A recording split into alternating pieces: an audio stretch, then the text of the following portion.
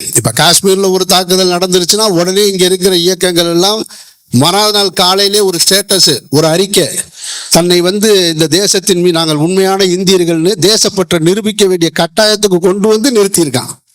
அப்படின்னா ஒரு குற்றச்சமூகமா ஒதுக்கி வச்சிருக்கான். சட்டமும் திட்டமும் நமக்கானதுதான். சட்டத்துக்காக நாம வாழ முடியாது, நமக்காக உருவாக்கப்பட்டதுதான் சட்டம். இப்ப நான் கூட என் பையனை லா படிடான்னு தான் சொல்லி வச்சிருக்கேன். அப்ப அவன் கேட்டான், லா படிச்சு என்ன பண்ண போறேன்னா, தெரியாதுடா, நாளைக்கு நான் இருப்பேன், இல்லாம கூட போயிடுவேன். ஆனா இவர்களோடு நீ போராடி ஜெயிக்கணும்னா சட்டம் தெரிஞ்சிருக்கணும். முதல்ல உனக்கு ஒரு திரைப்பட இயக்குனருக்கும் முஸ்லீம் ஜமாத்துல கல்வி எழுச்சி மாநாட்டுக்கும் என்ன சம்பந்தம் அப்படின்னா, ஊடகம் ரொம்ப முக்கியமானது. 2012 நீங்க பேப்பர் செய்தியவோ டிவி செய்தியவோ கடந்து போயிருப்பீங்க.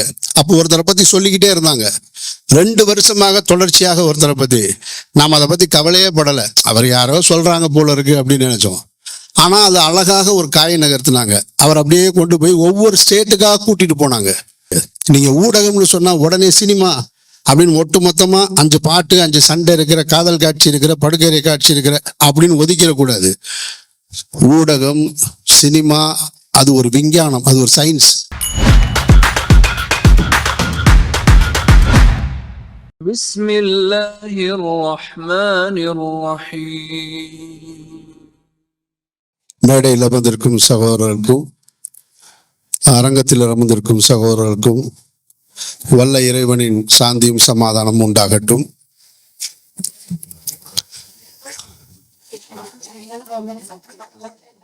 என்னுடைய பொது வாழ்க்கைக்கு நான் வந்த பின்னால் நான் சந்தித்திருக்கிற பல மேடைகளில் இந்த மேடை கொஞ்சம் வித்தியாசமான மேடை. முதல் முறையாக ஒரு கிட்டத்தட்ட 20 ஆண்டுகளுக்கு 25 ஆண்டுகள் ஆயிடுச்சு, ஒரு ஜமாத் கூட்டி இருக்கிற முதல் மேடையில் நான் நிற்கிறேன். இது வரைக்கும் எந்த மேடையிலையும் நான் நின்னதில்லை. அதிலும் குறிப்பாக முழுக்க முழுக்க ஏகத்துவத்தை பின்பற்றக்கூடிய சகோதர சகோதரிகள் நிறைந்திருக்கிற ஒரு மேடையில் நிற்கிறது. அந்த கண்ணியத்தை அல்லாஹ் எனக்கு கொடுத்துருக்கான்னு நான் நம்புறேன். அதில் மகிழ்ச்சியும் அடைகிறேன். நான்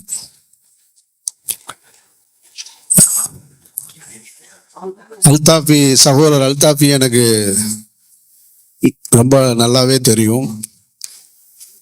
இந்த ஏகத்துவம் ஆரம்பிக்கப்பட்ட காலகட்டத்தில், தொடக்க காலகட்டத்தில் இருந்து கிட்டத்தட்ட 92 காலகட்டத்திலிருந்து மதுரையில் தொடங்கும் போதிலிருந்து அதில் பயணித்தவன் நான். அதனால இந்த தௌஹீதோட எழுச்சி, இந்த தௌஹீதோட வளர்ச்சி, இந்த தௌஹீது ஏற்படுத்திய தாக்கம், இந்த தௌஹீது ஏற்படுத்திய விவாதம், இது அத்தனையும் முழுவதுமாக அறிந்தவன் நான். எனக்கு அது முழுசாவே தெரியும். ஒரு 1/4 நூற்றாண்டாக நான் அதை பார்த்துருக்கேன். நான்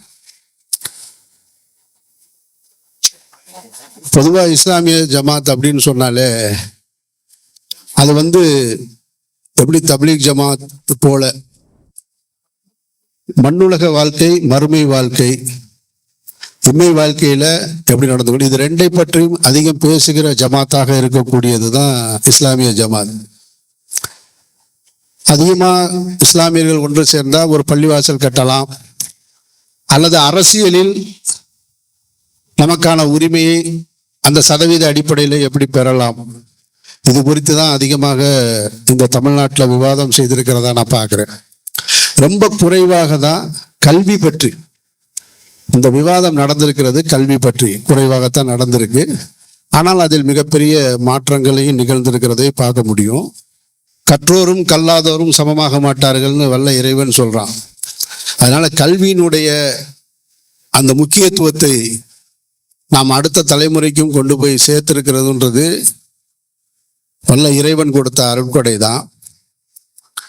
இன்றைக்கு சமூகத்துல என்ன நடந்துட்டு இருக்கு அப்படின்னா, அவரவர் சார்ந்திருக்கக்கூடிய மதங்களை, அவரவர் நம்புகிற கடவுள்களை அரசியலோடு இணைத்து மாநாடு நடத்துவதுதான் சமீபத்திய உதாரணங்களாக நம்ம பார்த்திருக்கோம்.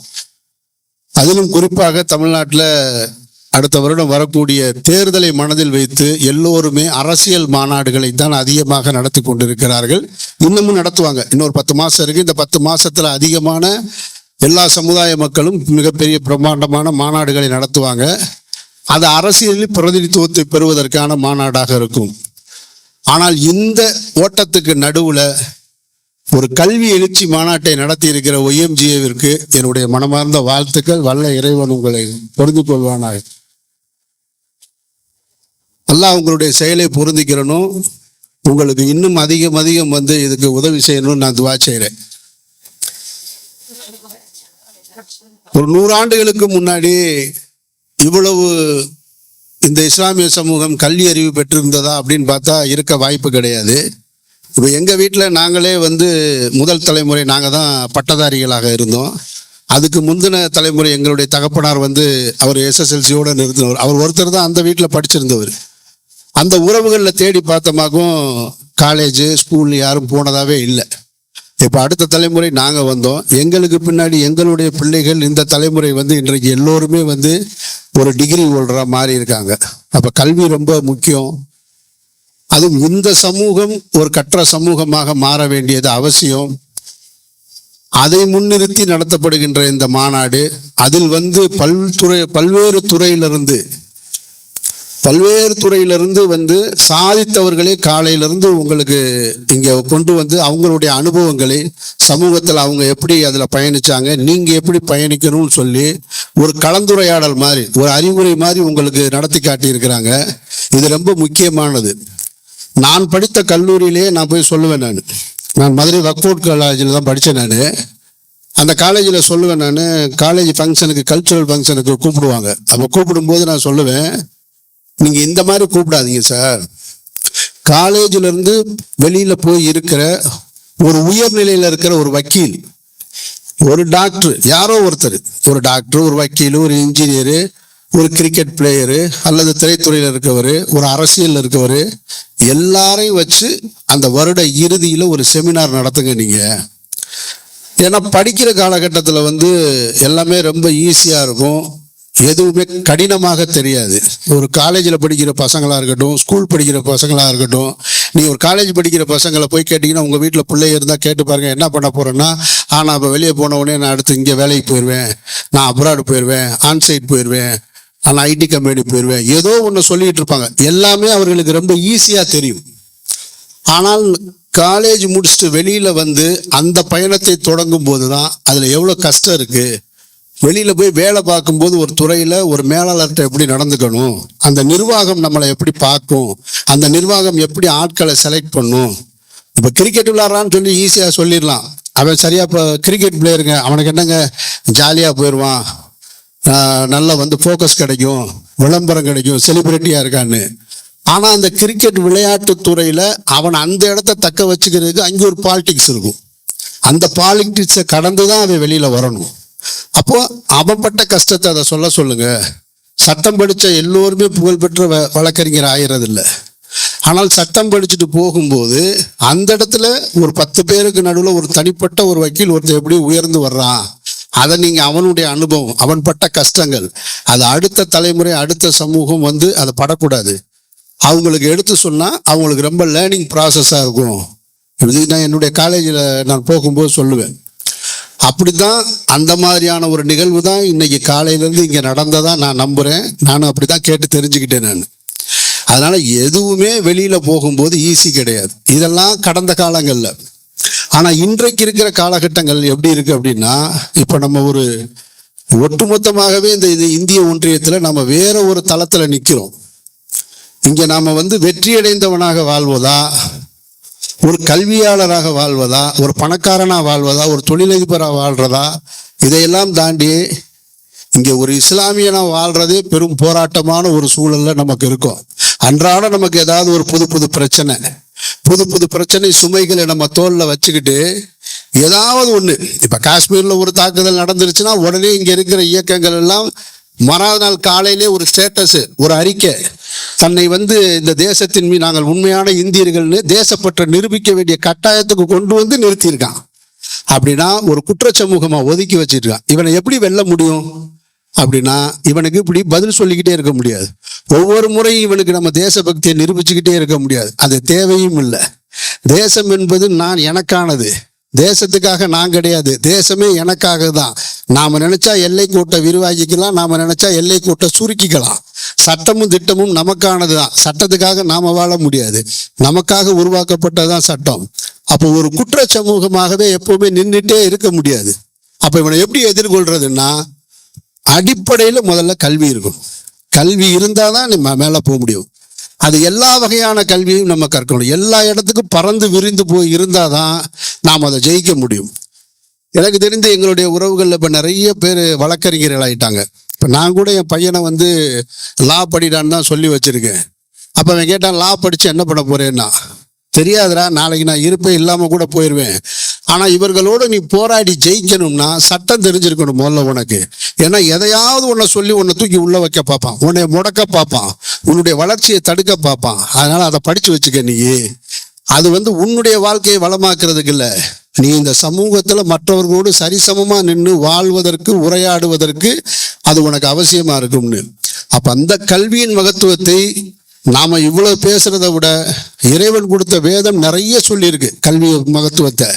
அதனால அந்த மாதிரியான ஒரு மகத்துவத்தை நாம ரொம்ப லேட்டா தான் எடுத்திருக்கோம் அப்படின்றது மறுக்க முடியாத உண்மை. பட் லேட்டா எடுத்திருந்தாலும் அதை சரியா எடுத்திருக்கோன்ற நம்பிக்கை எனக்கு இருக்கு.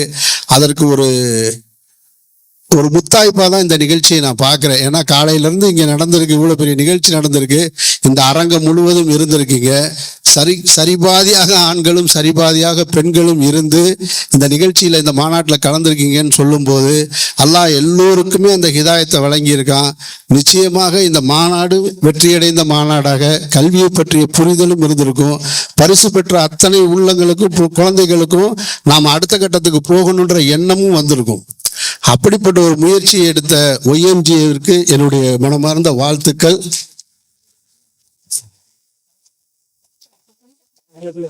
இப்ப காலையில இருந்து நிறைய வந்திருக்காங்க, நிறைய பேர் இருக்காங்க. இந்த இடத்துல எனக்கு என்ன வேலை அப்படின்னு ஒண்ணு இருக்குல்ல. எல்லா துறையிலையும் வெற்றி அடைஞ்சவங்க வந்திருக்காங்க. ஒரு திரைப்பட இயக்குனருக்கும் முஸ்லீம் ஜமாத்துல கல்வி எழுச்சி மாநாட்டுக்கும் என்ன சம்பந்தம் அப்படின்னா, ஊடகம் ரொம்ப முக்கியமானது. இந்த உலகமே இன்றைக்கு வந்து வர்த்தக உலகம், விளம்பர உலகம், ஊடக உலகம். ஒரு ஊடகம் தான் ஒருத்தனை வந்து யார் அப்படின்னு கொண்டு போய் சேர்க்குது.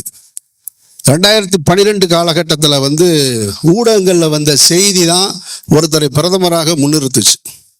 2012 நீங்கள் வந்து பேப்பர் செய்தியவோ டிவி செய்தியவோ கடந்து போயிருப்பீங்க. அப்போ ஒருத்தரை பற்றி சொல்லிக்கிட்டே இருந்தாங்க.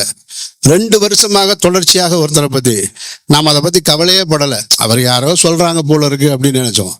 ஆனால் அது அழகாக ஒரு காய் நகர்த்தினாங்க. அவர் அப்படியே கொண்டு போய் ஒவ்வொரு ஸ்டேட்டுக்காக கூட்டிகிட்டு போனாங்க. அதை பல பேர் கவனிச்சிருக்க மாட்டீங்க. நீங்கள் ஒவ்வொரு ஸ்டேட்லையும் அந்தந்த ஸ்டேட்டில் தமிழ்நாடு, கேரளா, கர்நாடகான்னு அந்தந்த மாநிலங்களில் இருக்கக்கூடிய திரைப்பட நடிகர்கள் ரொம்ப முக்கியமானது. நான் ஏன் இந்த மேடையில் நிற்கிறேன்னா அதான் காரணம். திரைப்பட நடிகர்களை போய் சந்திக்க வச்சாங்க ஒருத்தரை.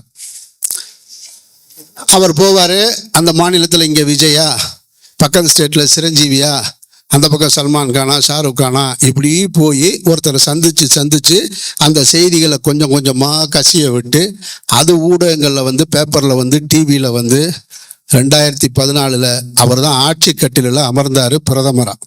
அப்போ ஊடகம் எவ்வளோ வலிமையானது, இந்த துறை எவ்வளோ வலிமையானதுன்னு பாருங்க. ஒரு நாட்டை, கிட்டத்தட்ட 120 கோடி மக்கள் கொண்ட நாட்டை ஒரு சிந்தனை கொண்ட ஒரு இயக்கம் ஆள்வதற்கு இந்த திரைத்துறை எப்படி பயன்படுத்திக்கிட்டாங்கன்னு பாருங்க. அவங்களே அந்த வேலை தான் செஞ்சிருக்காங்க. அப்படி விளம்பரப்படுத்தப்பட்டவர் தான் இந்த தேசத்தை இன்னைக்கும் ஆண்டுட்டு இருக்காரு. அதனால இந்த ஊடகத்தை நம்ம அவ்வளோ எளிதில் கடந்துட முடியாது. நீங்க ஊடகம்னு சொன்னா உடனே சினிமா அப்படின்னு ஒட்டு மொத்தமா 5 பாட்டு, 5 சண்டை இருக்கிற, காதல் காட்சி இருக்கிற, படுக்கறை காட்சி இருக்கிற அப்படின்னு ஒதுக்கிடக்கூடாது. ஊடகம், சினிமா அது ஒரு விஞ்ஞானம், அது ஒரு சயின்ஸ், அது அல்லாஹ் கொடுத்த அருட்கொடை. இப்போ நம்ம கையில் இருக்கிற செல்ஃபோன் மாதிரி, இந்த செல்ஃபோனில் இப்போ நான் ட்ராவல் பண்ணி வந்தேன். நான் இந்த ட்ராவல் பண்ணி வரும்போது இந்த செல்ஃபோனில் நான் நினச்சிருந்தா அல்பகரா முழுக்க கேட்டுட்டு வந்திருக்கலாம் ஒரு 1.25 மணி நேரம். நான் விரும்பின ஹதீஸை போட்டு பார்த்துருக்கலாம், குரானை படிச்சுட்டு வந்திருக்கலாம், அதே நேரத்தில் தவறான வீடியோக்களையும் பார்த்துருக்க முடியும். எல்லாமே இந்த ஃபோனுக்குள்ளே இருக்குது. அப்போ ஒட்டுமொத்தமாக இந்த ஃபோனை ஹராம்னு சொல்லி நம்ம ஒதுக்கி வச்சிட முடியாது. இந்த ஃபோனுக்குள்ளே எல்லாமே இருக்குது. அது மாதிரி மீடியாக்குள்ளே எல்லாமே இருக்குது. அந்த கத்தியை, அந்த ஆயுதத்தை நீங்கள் எதுக்கு பயன்படுத்துறீங்க? சமையலுக்கு பயன்படுத்துறீங்களா, ஒருத்தனை கொலை செய்ய பயன்படுத்துறீங்களான்னு அப்படி பயன்படுத்த வேண்டிய அவசியம் இருக்கு. சரி, உடனே எல்லாருமே நாளைக்கு வந்துருங்க, எல்லாரும் டைரக்டர் ஆயிடலாம், எல்லாரும் நடிகர் ஆயிடலாம், அது இல்லை. இது ஒரு விளம்பர உலகம். அப்படி ஒருத்தரை கொண்டு வந்து மார்க்கெட் பண்ணுவாங்க, கொண்டு வந்து நிறுத்துவாங்க. தமிழ்நாட்டு அரசியலில் கூட 26 ஒரு நடிகரை முன்னிறுத்தி தான் மாற்றம்னு சொல்றாங்க. அப்படின்னா இந்த ஊடகம் திரும்ப திரும்ப திரும்ப இந்த துறையை நம்பியே இருக்கு. அது ரொம்ப பவர்ஃபுல்லா இருக்கு. அது மக்கள்கிட்ட போய் எளிதில் போய் சேருது, மக்களோட வீட்டுக்குள்ள போய் பேசுது, அவங்க கையில இருக்கிற போன்ல போய் பேசுது. நாம அதுக்குள்ள எப்படி போகணும், அந்த ஊடகத்தை நாம எப்படி எடுத்துக்கணும் அப்படின்னு தான் பார்க்கணும். இதுல நிறைய டிபார்ட்மெண்ட் இருக்கு. எதுக்குள்ளேயாவது போயினாலும் நம்ம அதை பிடிச்சிடணும். அப்ப இந்த ஊடகம் தான் இன்றைக்கு உண்மையாக ஆட்சி செய்யறதுன்னு பார்த்தீங்கன்னாக்கும், உலகம் முழுவதும் ஊடகம் தான் ஆட்சி செய்து, மனிதர்கள் கிடையாது. அதுதான் ஒரு தகவலை சொல்லுது. ஒரு காலம் வரும், கியாமனாலோட அடையாளத்தை சொல்லும் போது சொல்றாங்க, ஒரு காலம் வரும் உண்மையோடு போய் கலந்திருக்கும் அப்படின்னு. அப்ப உண்மையோட போய் கலந்திருக்கும்னா எது?